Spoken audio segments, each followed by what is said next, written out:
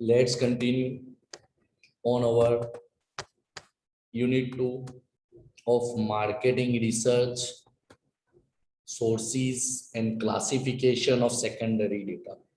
Already आप पढ़ चुके हो, मैं अगेन मैं आपको रिपीट कर रहा हूँ कि ये सब चीज आप लोग 11th कॉमर्स और फर्स्ट ईयर बीकॉम में पढ़ चुके हो, बट वहां पे आपने जो पढ़ा है वो स्टेटिस्टिक के तौर पे पढ़ा है। यहाँ आपको जो पढ़ना है वो रिसर्च मार्केटिंग के तौर पे पढ़ना है। तो secondary data may be classified either internal source and external source. Internal means within the organization, business के अंदर. Internal data are those data within the organization for which research is being conducted. The information may be available in ready to use, यानी direct तैयार माहिती तैयार होगी. For example, the information routinely supplied by management decision system.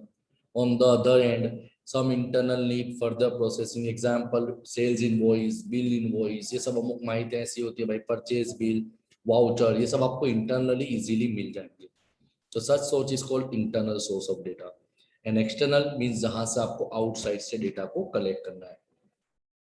External data are those data which are generated by outside the source of the organization. They may be published material और unpublished. Unpublished आपको ढूंढना पड़ेगा. Publish जो paper है, magazine है, उसके अंदर easily available हो जाता है.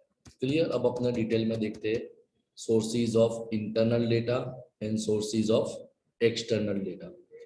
Internal data can be found from the record of wealth of in-house information. Already ऊपर आज हमने डिस्कस करा डिटेल में कि जो बिजनेस के अंदर सब such data may be readily available and may be provide useful insight. For example, when example पढ़ना तो ऑटोमेटिक समझ में आ जाएगा रिसर्च में क्या काम आता है. When internal data on sales show that Reebok internal sale were just 0.7% of total sales, the company discontinue online selling. ये डेटा अवेलेबल हो गया कि तुम्हारे जो टोटल सेल का 1% भी सेल इंटरनेट के जरिए नहीं होता, तो आप उसमें फालतू में खर्चा क्यों करोगे. आप वही चीज के ऊपर रिसर्च करो, वही चीज के ऊपर मार्केटिंग करो, वही चीज के ऊपर ज्यादा फोकस करो जो आपको मैक्सिमम रेवेन्यू सेल्स जनरेट करके दे रहा है. These are internal sources are easily available and inexpensive, and they are least costly compared to external source of marketing research. External source में क्या आते हैं तो हम डिटेल में पढ़ेंगे. External source are more varied and more difficult to locate. आसानी से नहीं ले सकते, नहीं मिलते, टाइम मैनेजमेंट खर्चा ज्यादा लगेगा. Secondary data can be obtain from originating source. For example, the office of economic advisor is the originating source of the wholesale price and retail price, whereas RBI bulletin is a secondary source. ये practical question है, थोड़ा आपके दिमाग के ऊपर गया होगा, but आप टीवाई के स्टूडेंट हो तो आपको पता होना चाहिए कि wholesale price index number, retail price index number, GDP, ये सब कौन निकालता है और उसको कौन सी संस्था है, कौन सी इंस्टीट्यूशन है, कौन सी कमिटी पब्लिश करती है. बहुत सब आपने नाम सुने होंगे. The main sources of secondary data are published source and unpublished source. ये भी आप पढ़ चुके. पब्लिश का मतलब जो पब्लिश होकर लोगों के सामने आ चुके. अब इसको मैं इतना डिटेल में नहीं जाऊंगा क्योंकि ये सब चीज ऑलरेडी आप लोग 11 कॉमर्स में सेम टू सेम पढ़ चुके हो. Number 1, general business data. General यानी common data. General business data include lot of information in the form of books में, periodical, journals, newspaper, magazine, economic times, trade literature. जो literature सब तो उसमें मिल जाएगा बिजनेस डेटा, मगर वहां जो मिलेंगे वो प्राइवेसी नहीं, जनरल बिजनेस की नॉलेज मिलेगी. जैसे इसके शेयर की भाव बढ़ने वाले हैं, कंपनी ये कुछ नया लाने वाली है, कुछ नई पॉलिसी लॉन्च करने वाली है, सो इंफॉर्मेशन आपको मिल जाएगी. तो ये हुआ जनरल बिजनेस डेटा. दूसरा आता है गवर्नमेंट एजेंसी. गवर्नमेंट एजेंसी बहुत सब नाम है, टिपिकल नाम है. Number 1, registrar general of India. याद रखना, एमसीक्यू में आ सकता है. जैसे सेंसस स्टडी हर 10 साल में एक बार होती है. ये कौन करता है, कौन करता है? पॉपुलेशन सर्वे कौन करता है? तो general register of India conduct a population census throughout the country, not state, not region, पूरे कंट्री के अंदर यही करते हैं. On the basis of size, distribution, sex, occupation, income and so on. Similarly, Central Statistical Organization bring out statistic on national income. राष्ट्रीय आवक क्या है, इंडस्ट्रियल प्रोडक्शन कितना है, कंजप्शन कितना है, जीडीपी का कैलकुलेशन जो अपने बोलते हैं कि 3 चीजों के बारे में जानना जरूरी है, प्रोडक्शन, कंजप्शन एंड डिस्ट्रीब्यूशन। तो इसमें आपके राष्ट्रीय आवक क्या है, आपके देश का प्रोडक्शन कितना है, आपके देश का कंजप्शन कितना है, उसका स्टेटिस्टिकल सर्वे, नंबर्स आंकड़े में सर्वे कौन करता है, statistical organisation, central statistical organisation. तो इसके अंदर आपको ऑटोमेटिकली जो भी डेटा है वो इजीली अवेलेबल हो जाएंगे रिसर्च के लिए। इसी तरह इंटरनेशनल ट्रेड की बात करें तो director general of commercial intelligence, director general of commercial intelligence bring out monthly statistic of foreign trade in India. Similarly survey division planning commission of India जिसको बोलते हैं, वो स्टेटिस्टिक ऑफ इंडियन इकोनॉमी पढ़ा था, प्लानिंग कमीशन ऑफ इंडिया की definition भी पढ़ी थी अंडर डेवलप इकोनॉमी में। National sample survey NSS bring out social, समाज, economic, demographic and agriculture statistic on comprehensive basis. समाज कहाँ है, इकोनॉमी क्या है, आपकी अर्थव्यवस्था क्या, आपका अर्थतंत्र क्या, इसके ऊपर आता है। अदर पब्लिकेशन कौन से हैं, तो reserve bank of India bulletin बाहर पड़ता है। करेंसी एंड फाइनेंशियल रिपोर्ट जो international money supply and finance पे ध्यान देती है। इकोनॉमिक सर्वे, इकोनॉमी में अपने राष्ट्र का बजट डिक्लेयर करता है। Economic survey bulletin of food statistic जिसे को फूड एंड ड्रग के अंदर आता है। Agriculture situation India, assessment of Indian labour general employ wages के बारे में पता है या नहीं, ये सब पब्लिश है जो गवर्नमेंट पब्लिश करती है। तो इससे भी आपको इंफॉर्मेशन डेटा सेकेंडरी मिल जाएगा जिसको तुम अपनी मार्केटिंग रिसर्च के अंदर आगे इस्तेमाल कर सकते हो। तो पहला देखा जनरल जो बिजनेसमैन करते हैं इन the form of journal, books, magazine, literature, clear, newspaper. दूसरा था पब्लिश, उसमें अपने अलग अलग गवर्नमेंट की ऑर्गेनाइजेशन देखी। तीसरी आती है semi government publication. Semi government में कौन आता है, तो म्यूनिसिपल कॉर्पोरेशन, जिला पंचायत ने, ये सब local body corporation. Semi government organisation such as municipal corporation, district body, local body also publish data on demography, जैसे यहाँ का बर्थ रेट कितना है, कितने लोग मरे, कितने लोगों की शादी का रजिस्ट्रेशन हुआ, कितने लोग का मृत्यु हुआ, जैसे कोरोना का डेटा निकालता हो सेमी गवर्नमेंट ही है, बराबर, हर कॉर्पोरेशन के हिसाब से होता है। चौथा आता है non government publication.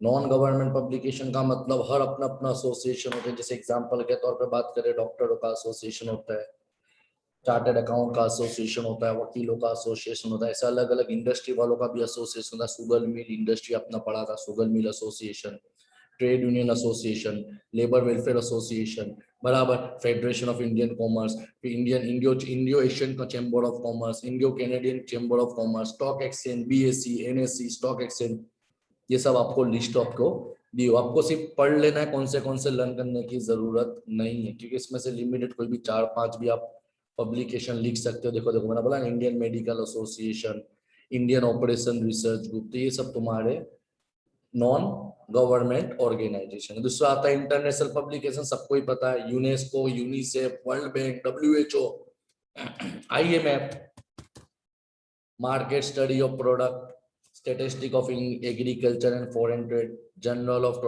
यूटेड, IMF, ILO, international labour. तो ये सब तुम्हारे पब्लिश सोर्स है, जो अलग अलग हमने 5 सोर्स देखे। क्लियर, कौन से देखे, general, government, semi government, non government ने इंटरनेशनल ऑर्गेनाइजेशन। ये लोग अपने डेटा एनालिसिस करने के बाद, कलेक्ट करने के बाद इसको मार्केट में लोगों के लिए पब्लिश करते हैं। Second one is unpublish data, जिसको अनसिंडिकेट सर्विस बोला जाता है। Syndicated service, unpublish source means syndicated, MCQ में पूछ सकते हैं। अनपब्लिश मींस सिंडिकेटेड, यानी ये वो कलेक्ट तो किया हुआ है डेटा मगर अभी लोगों के सामने ओपनली पब्लिश आउट नहीं हुआ है। Syndicate source constitute the major source of external secondary data। पूछ सकते हैं सबसे बड़ा सोर्स कौन सा, सिंडिकेट में, अनपब्लिश में। तो सिंडिकेट सोर्स कंस्टिट्यूट मेजर के कलेक्ट किया हुआ है। Syndicate service refer to syndicate source, under this company collect and sell common pool of data which have commercial value, and such data satisfy the common information need of large number of client। अब इसको practically समझो। For example, report could be organized on the basis of client sales territory और product line, यानी अपनी जरूरत के मुताबिक तुमने निकाला कि भाई बड़ौदा के अंदर, गुजरात के अंदर मेरा सेल्स कितना है, मेरा कॉम्पिटिटर के सामने शेयर कितना है, मेरा प्रॉफिट मार्जिन कितना है। तो मैंने सिर्फ मेरे मकसद के लिए किया, इसको बाहर पब्लिश नहीं किया। तो this source is called syndicated source. Such agency regularly survey consumer attitude and opinion regarding consumption behavior and variety of issue related to marketing. याद रखना, the secondary data provided by syndicate service is less expensive compared to primary. Publish से महंगा मगर primary से सस्ता, क्योंकि publish में क्या आपको पैसा खर्चने की जरूरत नहीं, डायरेक्टली डेटा अवेलेबल आपको इंटरनेट से भी इजीली मिल जाएगा। मगर सेकेंडरी सोर्स का जो सिंडिकेट है, अनपब्लिश सोर्स है, वो प्राइमरी डेटा मेथड से कलेक्ट करने में इजी है। क्लियर, समझ में आया? कंप्यूटराइज्ड डेटाबेस के बारे में पढ़ते हैं तो ऑलरेडी आप सबको पता है, an organisation can collect online data through internet as well as offline. Offline का मतलब पीडीएफ और सॉफ्ट कॉपी के जरिए, पीडीएफ और सॉफ्ट कॉपी के जरिए। दूसरा आता है इंटरनेट के जरिए। तो online database include a central bank which is asset with computer, that is called telecommunication network. Online database जैसे तुमको बोला है कि भाई ऑनलाइन आप डेटा निकालो, तो ऑनलाइन डेटा देने वाले भी बहुत सी इंस्टीट्यूट है, बहुत सी कंपनीज है।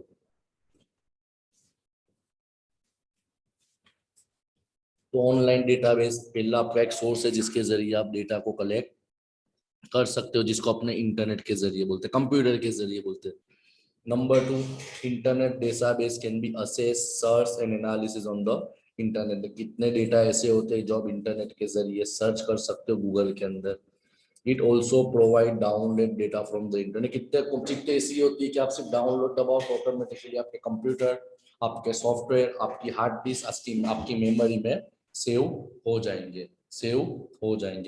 And offline database are those which are available on CD ROM. जैसे तैयार मिल जाते सीडी के फॉर्म में, जैसे कोई प्रोडक्ट का लेना हो, कोई डेटा लेना हो, जैसे एग्जांपल टेली सीखना हो तो उसके जो डेटा है, कंपनीज के जो डेटा है, कितने जो कंपनी की वेबसाइट के अंदर टेली है, डीवी है, सीडी रोम में तैयार मिल जाते हैं। क्लियर, अब जाते हम online internet and offline database can be classified into following group.